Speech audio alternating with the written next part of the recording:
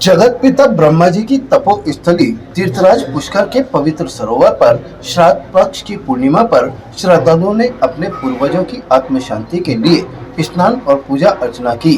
पिंडदान और तर्पण कर श्राद्ध किया गया। तीर्थराज पुष्कर में श्राद्ध करने से दिवंगत पूर्वजों को मोक्ष मिलता है। सतयुग में भगवान राम और द्वापर युग में पांडवों ने भी पुष्कर में अपने पूर्वजों की आत्म शांति और मोक्ष के लिए ब्रह्म सरोवर पर श्राद्ध और पिंडदान किया था। श्राद्ध पक्ष में 16 दिनों तक हजारों श्रद्धालु पुष्कर सरोवर पर श्राद्ध कर्म करने के लिए आते हैं। सब तीर्थों का गुरु तीर्थ गुरु पुष्कर राज है। 4 धाम की यात्रा का फल भी पुष्कर नहीं आने पर निष्फल हो जाता है। राजस्थान ही नहीं समूचे देश के कोने कोने से श्रद्धालु पुष्कर सरोवर की पूजा अर्चना करने के लिए आते हैं। धार्मिक नगरी पुष्कर के पवित्र सरोवर में यूं तो हर रोज हजारों श्रद्धालुओं का स्नान और पूजा अर्चना करने का तांता लगा रहता है, मगर श्राद्ध पक्ष की पूर्णिमा को नाना के परिवार का श्राद्ध होता है और अश्विन माह के शुक्ल पक्ष की एकम से लेकर अमावस्या तक चलने वाले श्राद्ध पक्ष में पवित्र सरोवर पर अपने दिवंगत पूर्वजों का श्राद्ध करने का खास महत्व पद्म पुराण में बताया गया है। श्राद्ध पक्ष के 16 दिनों में हजारों श्रद्धालु पुष्कर सरोवर किनारे अपने दिवंगत पूर्वजों की आत्म शांति और मोक्ष के लिए श्राद्ध करते नजर आएंगे।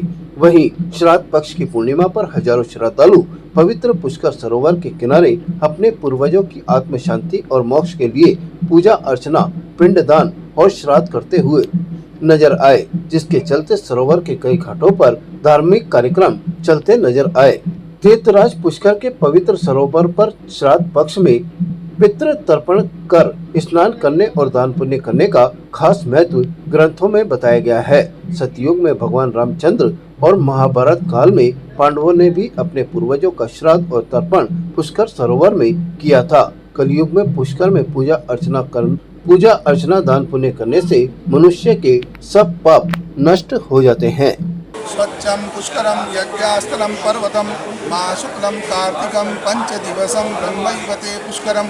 आज पूर्णिमा भादो मास की पूर्णिमा से पितृ अमावस श्राद्ध पक्ष प्रारंभ हुआ है, जो पितृ अमावस तक 2 अक्टूबर तक चलेगा।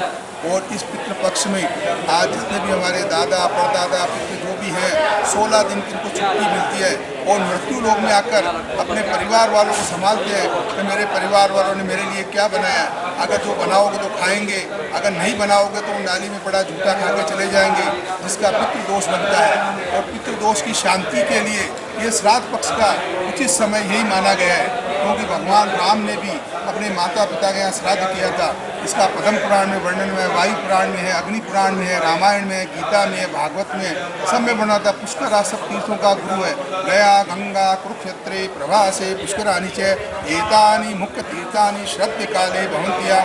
यहाँ 7 कुल का जल तर्पण होता है और सभी जितने भी मनुष्य धरती लोक पर हैं उनके पितृ लोग 16 दिन की छुट्टी मिलने पर आके परिवार को देखते हैं। अगर परिवार वाला जल तर्पण इत्यादि देता है तो उसके परिवार में हमेशा सुख शांति रहती है, उसके वंश में वृद्धि होती है, व्यापार में वृद्धि होती है। कोई तरह का घर में कलेश होता है, उसकी शांति के लिए पितरों को जल देना चाहिए।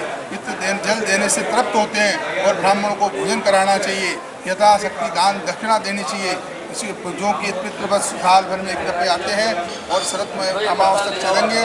और इसी के लिए मैं पितरों को प्रणाम करता हूँ। जो भी मेरे पितर हैं, देश के पितर हैं, सभी जन कल्याण मित्र हैं, जो भी समस्त जीव आत्माएँ हैं, उन सभी का भी हम पितृ अमावस के दिन जो देश के रक्षक हैं, जो सैनिक वगैरह जो शहीद हैं, उनको हम जलदान देते हैं और भविष्य में भी देते रहेंगे जब तक जीवित हैं।